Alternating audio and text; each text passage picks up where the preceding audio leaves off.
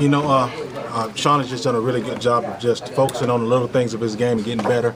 You know, just running as smooth as he's ever run, catching the ball, pass protecting, communicating, being a leader to the younger guys. So, you know, Shawne's had a great camp, and he's left the camp being the top guy. So, you know, main focus now is just continue to keep him healthy and keep him focused and get him prepared for the first game. Now the camp's winding down. What do you feel like you guys as a whole, as a unit, are better at now than you were before, and has anybody really surprised you?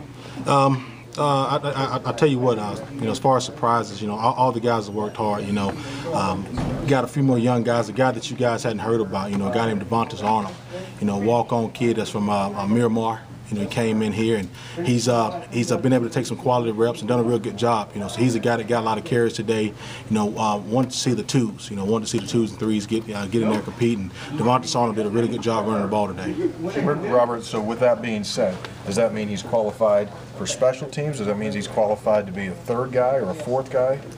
He's a guy that's ready to go play if we need him to. You know, obviously it's a long season. Shawne, Andrew Buie, you know, those guys are ready to carry the load. But you know, it's always great to find a guy that actually is a free guy. You know, he came here for free and is paying his own way. But he's a guy that's worked his way into being a guy that we can trust and feel comfortable with as a staff if we had to put him in the game. With that being said, in regard to Dustin, obviously this is a huge day for him in that the rigors of two-a-days, although it's not the old school two-a-days, are over. Now, would it be fair to say that him making it through camp with no swelling and things like that was probably better off than you thought you'd get out of him? Yeah, you know what? He's a tough kid. You know, he's really the kind of kid to where you have to make sure that he's being honest with you when you ask how he's feeling, because he won't say that he's hurting, but he showed a lot of toughness. You know, as a staff, we have to sit down and talk to the medical staff and see what's the best thing for him. You know, is he strong enough to go in there and protect himself first of all, and also is he strong enough to go in there and help us win some games? So, did a really good job. But we'll sit down here in the next couple of days and make a final decision on that. Now, am I reading too much into it? Does that mean kind of potentially not use him this year and let it all the way come back, get some class separation or not? Don't know yet. You know, like I said, today was the day to see Torrey Clayton perform. To see could a guy like Dustin Garrison perform. Obviously, we feel real good about number one.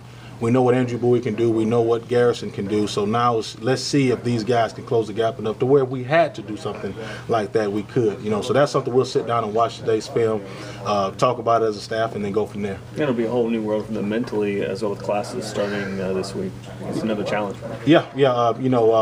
We ask the kids to focus while they're here. You know, give us everything that you have during camp, and you know, Coach Holgerson does a really good job of making those guys understand that, hey, you are a student first and foremost. So these next couple of days, they'll get a chance to be students. You know, Monday will be off. They'll get a chance to walk around the campus and feel like a normal kid. You know, which is good for them because mentally, I think they're burned a little bit, just like we are. So it gives them a chance to recoup and get away from us. Was the kid from Miramar recruited as a walk-on, or did he just say, "Hey, there's a bunch of guys here. I'm coming in"? No, I mean, I recruit Miramar. I mean, I watched him play. He's a good football player. You kind of talked to him about coming here. No question. You know, he's a good player, and he actually had options. He turned down a scholarship to go to Bethune-Cookman, you know, down there. So he's not a kid that just didn't have any offers. He played on a state championship football team, and had a lot of schools looking at him. So we're fortunate to get him to walk on here, and he's going to help us in the future. What does it bring? How does that happen that a kid is a walk-on and gets a Bethune-Cookman offer and yet can come here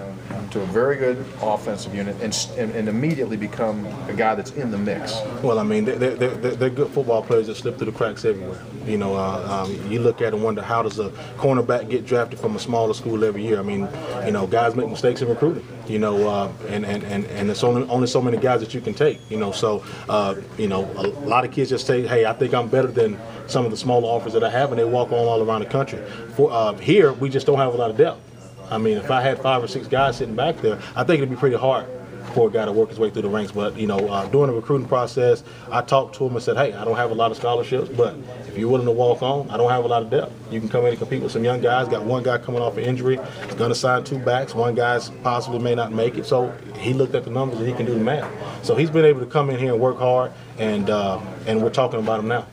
How do you sell a running back on coming here when the reputation is throwing the ball? I mean, what do you tell them that's their advantage? Well, I'll tell you what, y'all. If you look at football all around the country, you look at the NFL right now. I mean, they're throwing the ball. You know, this offense gets you prepared to receive the ball out of the backfield. You can block, you can run the ball, but that's the sell, and this offense has put backs with big numbers. Kendall Hunter at Oklahoma State, 1,600 yards. Joseph Randall at Oklahoma State. We just last year had some young guys. I think once we get some solid depth and a guy that can really carry the load, we can also put a 1,100-yard guy on the field. Robert, about a week ago, I think, you said not to worry about Arnold until next spring, right?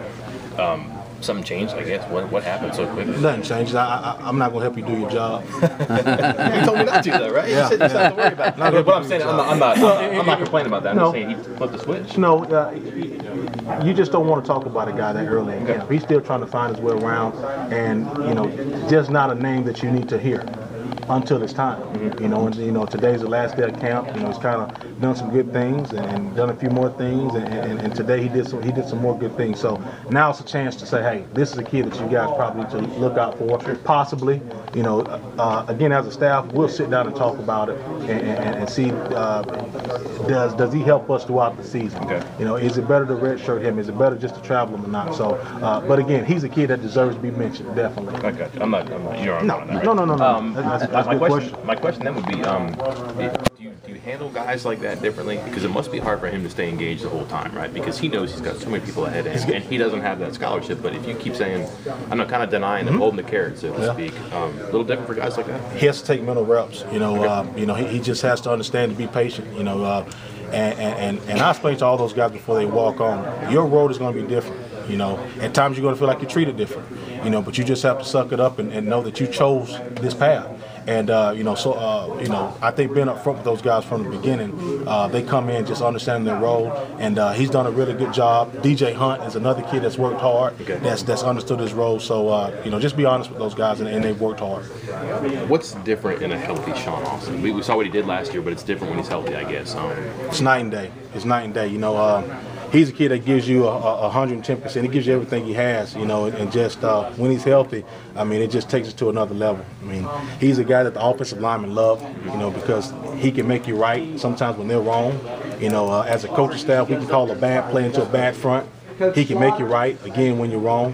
So he's a guy that the team right now has embraced his style, his attitude, his demeanor, and he's going to be a guy that, if we can keep healthy, can have a big-time year. Coach, was it difficult to list him as a number one, considering the competition there? And was it difficult to list a 2 and a 3 to put numbers on him at all? It wasn't hard to list him as 1. It wasn't hard at all. He's a guy that if you look back at the tape from last year, he keeps the chains moving. He helps us stay on the field as an offense. He puts us in the end zone, when we're down there in the score zone. So as far as that, it wasn't hard. He had a great off season, great attitude. He's a natural leader, so he's done the things. Finding a number 2, it is the tough part. And again, it's not over. It's just finding who goes in after him. And again, all those guys will play. There's certain plays that they do better than Shawne. But just as a position coach, there's still some things I want to see here in the next couple of weeks before we just say, hey, this is the order of who's going out the first game. Ideally, how much separation is there between the 3? I imagine there's not much. It's a big difference. Is it? Yeah, it's a big difference right now. You mentioned Austin, 100%, things like that.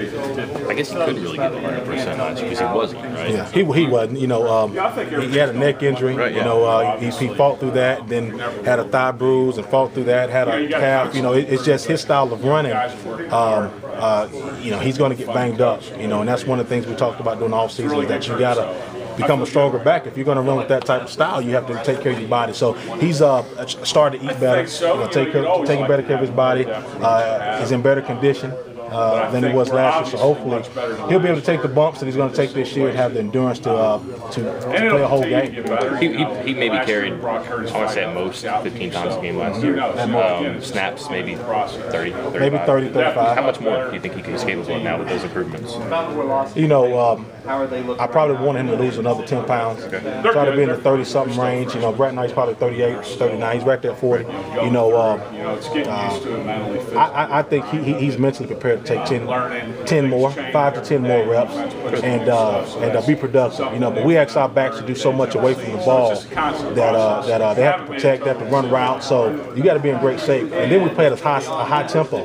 So you don't see a 240-pound guy playing tempo ball a lot, but he's done a good job of getting himself in good shape, and we'll find out in 2 weeks. He was actually the third down back here before you got here. It seems like he has ball skills. Maybe he's a sneakier player than just because he's big doesn't mean he can't catch and run a little bit. I said that the other day. Everybody talks about the bruiser. I don't like to use that word. He's just a big back. If you look at the NFL draft this year, the backs that were drafted, 5'10", 230, 5'9", 225. I mean, the backs are thicker now. So he's just a thicker guy that can do everything that our guys do. But obviously, Buie does some things that are a little bit better than Shawne, and we're gonna put those guys in for the situations that they do the best.